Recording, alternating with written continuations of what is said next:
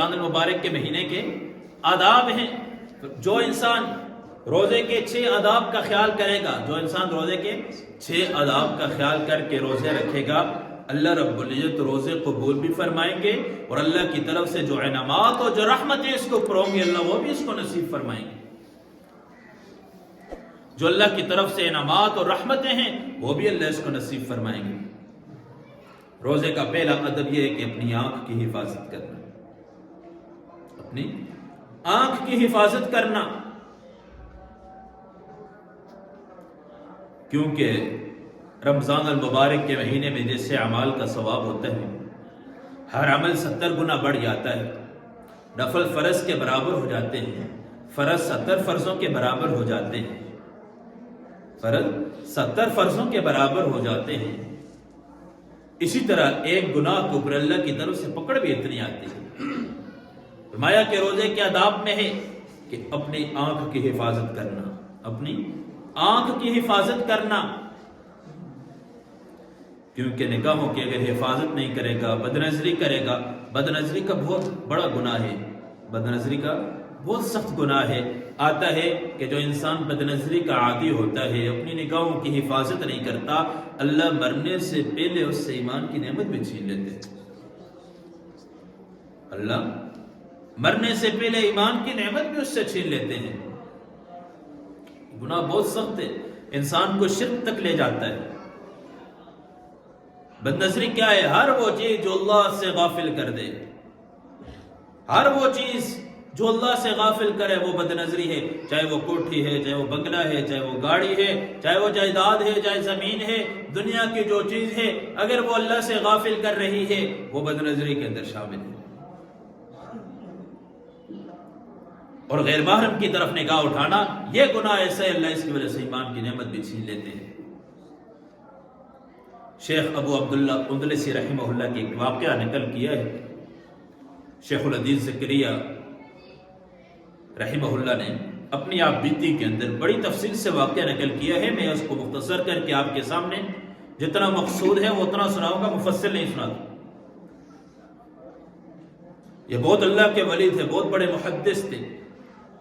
فرمایا کہ 30,000 احادیثیں نے سند کے ساتھ زبانی یاد تھی. قرآن کو 7 قرتوں کے ساتھ یاد کیا ہوا تھا. حافظ الحدیث کا لقب بھی ملا ہوا تھا. ایک مرتبہ اپنے مریدین کے ساتھ، ہزاروں کی تعداد کے اندر مرید تھے، کہیں قافلے پہ کہیں سفر پہ جا رہے تھے. راستے میں چلتے چلتے عصر کی نماز کا وقت ہوا، پانی نہ ملا، اور ایک عیسائیوں کی بستی میں گزر ہوا تو جگہ جگہ دیکھا کہ ان کے گرجے بنے ہوئے ہیں. ان کی جو عبادت ہے، جو پوجتے ہیں، کوئی آگ کو پوج رہا ہے، کوئی کس کو پوج رہا ہے. وہاں سے گزرتے ہوئے افسوس بھی کرتے کہ یار کن گناہوں کے اندر، کن بت پرستیوں کے اندر، کس شرک کے اندر مبتلا ہیں. کتنے خیر پانی تلاش کرتے کرتے کنویں پہ پہنچے تو وہاں چند نوجوان لڑکیاں تھیں. ایک لڑکی پہ نگاہ اٹھی. انسان کا دل اللہ کے قبضے کے اندر ہے.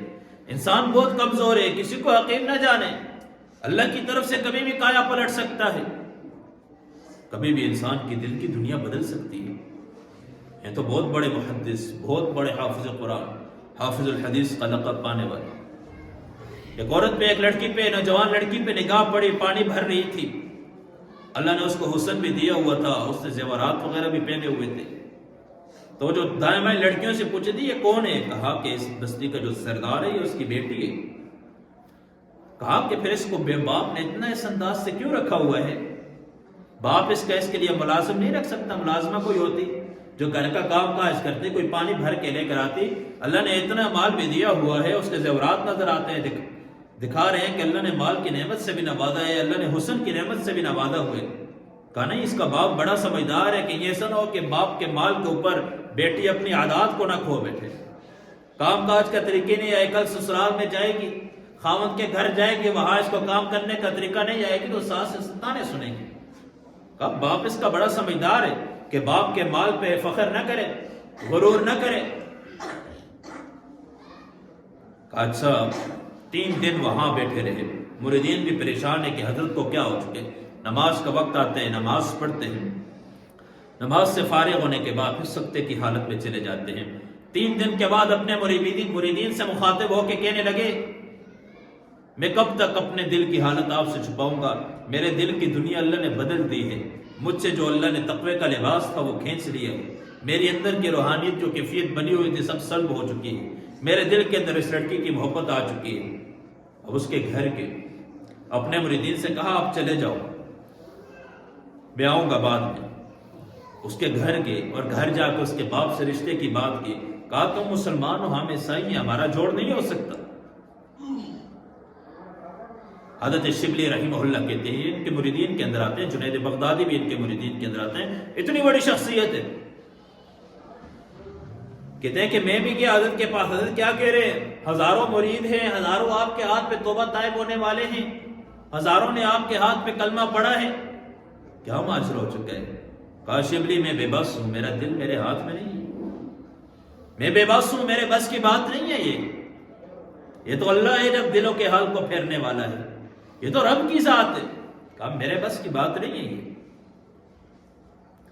خیر انہوں نے کہا یا آپ عیسائی ہیں، ہم عیسائی ہیں، آپ مسلمان ہیں، ہمارا جوڑ نہیں بن سکتا، ہاں یہ ہے کہ آپ اللہ ہم سب کی حفاظت فرمائے، نعوذ باللہ ایمان کی نعمت کو چھوڑ دیں، کلمے سے چھوڑ دیں، عیسائیت قبول کر دیں، اور یہ ہمارے خنزیر ہیں، جنگل کے اندر اتنے سال چراؤ گے، پھر ہم اپنی بچی کا نکاح آپ کے ساتھ پڑھوائیں گے۔ نعوذ باللہ ایمان کو بھی چھوڑ دیا، کلمہ بھی پاس سے چلا گیا، عیسائیت قبول کر دی، اور وہ ڈنڈا، وہ خطبے کا ڈنڈا جس کے ساتھ خطبہ دیا کرتے تھے، اور اسی کے ساتھ جنگل کے اندر سور چرانے لگے۔ شبلی رحمہ اللہ کہتے ہیں کہ سارا قافلہ جب ہم واپس کے اپنے گاؤں اپنی بستی وہاں پہنچے، لوگوں نے پوچھا کہ حضرت کہاں ہیں؟ جب سارا واقعہ سنایا تو چیخو پکار سارے گاؤں کے اندر کہ اتنے بڑے اللہ کے ولی، اتنا بڑا مقام پانے والے، اتنا بڑا درجہ رکھنے والے، اللہ نے کس طرح، کیا معاملہ ہو چکا ہے؟ شبلی کہتے ہیں میں چند آدمیوں کے ساتھ، چند مریدین کے ساتھ حضرت کی خدمت میں آیا، گاؤں والوں سے آ کے پوچھا کہ حضرت کہاں ہیں؟ کہا فلان جنگل کے اندر جاؤ، سور چرا رہے۔ کہا یوں ہی ہوا، جنگل کے اندر آئے تو ہاتھ میں وہی ڈنڈا پکڑا ہوئے جس کے ساتھ جمعے کا خطبہ دیا کرتے تھے، کہا کہ سور چرا رہے تھے، ہمیں دیکھ کے سر جھکا دیا، ہم نے کہا السلام علیکم یا شیخ، کہا سر جھکایا، دھیمی دھیمی آواز میں سلام کا جواب دیا، کہا حضرت کیا ہو گیا ہے، کس طرف جا رہے ہیں؟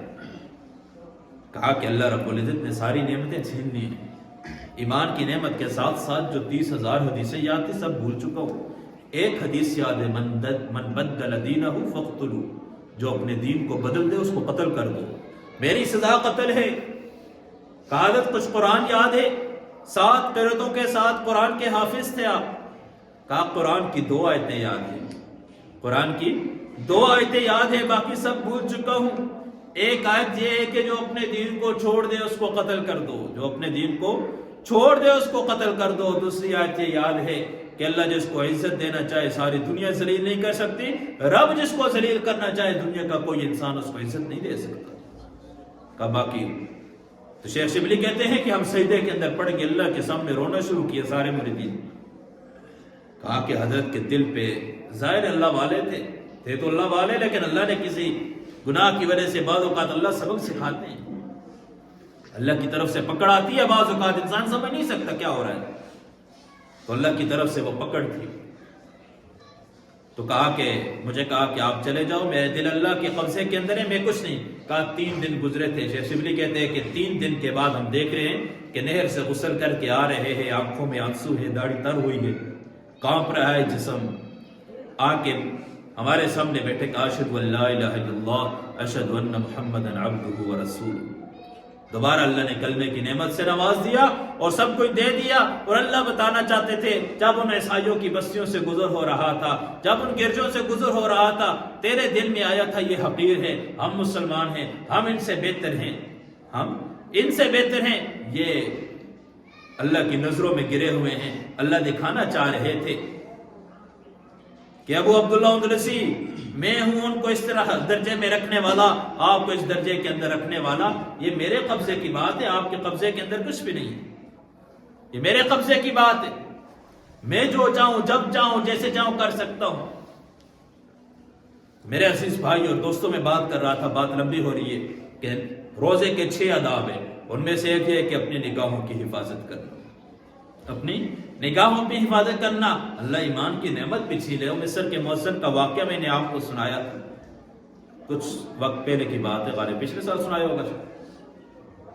وہ نگاہوں کی حفاظت نہ کرنے کی وجہ سے اللہ نے ایمان کی نعمت دنیا بھی کی، آخرت بھی چلے گی. دنیا بھی کی، آخرت بھی. اس وقت تو یہ لوٹ سکر ہوا نہیں کہتے تھے مسجد کی چھت پہ چڑھو اذان دینے کے لیے. مؤذن کتنا بڑا مقام پانے والا.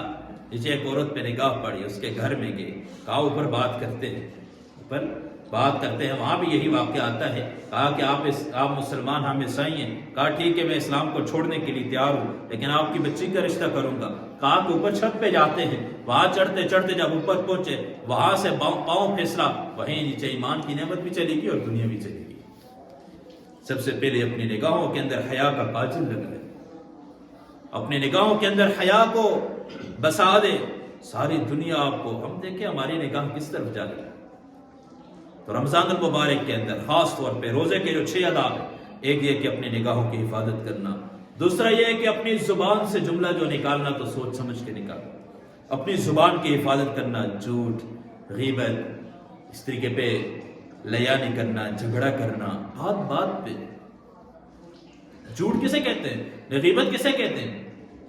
غیبت کسے کہتے ہیں؟ ایک آدمی کے اندر برائی ہو، اس برائی کو دوسرے کے سامنے بیان کرنا، یہ غیبت. اگر کوئی کسی کو کہا جائے بھائی غیبت نہ کرو، بھائی مول صاحب ہم غلط تو نہیں کہہ رہے، اس کے اندر یہ برائی موجود ہے، بھلا یہی تو غیبت ہے. اگر اس کے اندر برائی موجود نہ ہو، یہ تو تہمت ہے، یہ تو تہمت ہے. اس کے اندر برائی ہے تو یہی تو غیبت ہے. غیبت سے اپنے آپ کو بچانا، اپنی زبان سے سخت جملے نہ نکالنا. اور تیسرا یہ ہے کہ اپنے کان کی حفاظت کرنا کہ جس کا کہنا حرام ہے اس کا سننا بھی حرام ہے. غیبت کہنے، غیبت کرنا جس طرح حرام ہے، غیبت کا سننا بھی حرام ہے. گانا سننا، گانا پڑھنا جس طرح کہ میں کہنا حرام ہے، اور گانے کا سننا فرمایا کہ سیسا پگھلا کے اس کے کان کے اندر ڈالا جائے. اور جسم کے چوتھا ادب کیا ہے کہ جسم کے اعضاء کی حفاظت کرنا. اپنے ہاتھ، اپنے پاؤں، سارے جسم کے سارے اعضاء کو اللہ کے حکم، نبی کے طریقے کے مطابق استعمال کرنا. اور پانچواں ادب کیا ہے کہ افطار کے وقت جو حلال قسم کا دسترخوان ہے اس سے بھی کم کھانا، تاکہ غریبوں سے مشابہت ہو.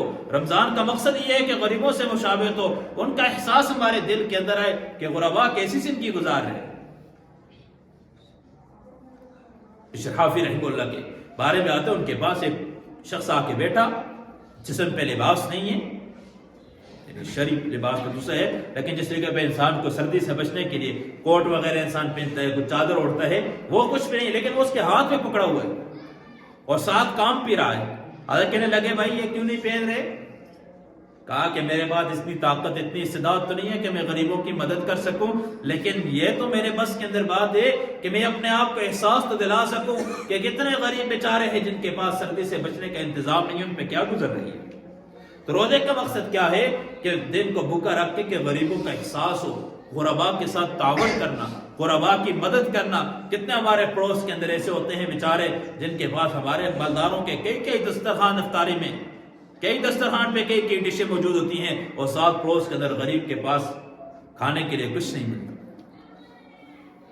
وہاں وہ پانی سے افطار کر رہا ہے اور یہاں یہ 10 قسم کے کھانے لے کے بیٹھا ہوا ہے. کیا اس کا روزہ اللہ کی بارگاہ میں قبول ہوگا؟ کیا اس غریب کے دل سے اٹھنے والی یا ہے اس کو تباہ و برباد نہیں کرے گی؟ تبھی اللہ کے نبی نے فرمایا ساری رات کے عبادت گزار، سارے دن کے روزے دار کو کہہ دو اگر تیرا پڑوسی بھوک کی وجہ سے سو رہا ہے، تیرے نہ عبادت کی ضرورت ہے، نہ روزے کی، نہ تلاوت کی، نہ تیری رات کے قیام کی ضرورت ہے. تو چھٹا ادب کیا ہے؟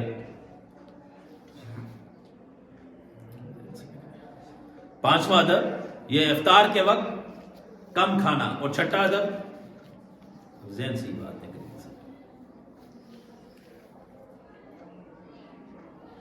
چلے انشاءاللہ یہ یاد آئے تو پھر میں بیان کر لوں گا اس کو. تو رمضان روزے کے آداب کو خیال کرتے ہوئے وقت گزارنا، روزے کے آداب کا خیال کرتے ہوئے، اگر ان آداب کا خیال کرتے ہوئے ہم وقت گزاریں گے، روزہ گزاریں گے، اللہ روزے کا اجر بھی عطا کریں گے، پھر اس کے اوپر ملنے والے انعامات جو اس کی برکات ہیں، جو اس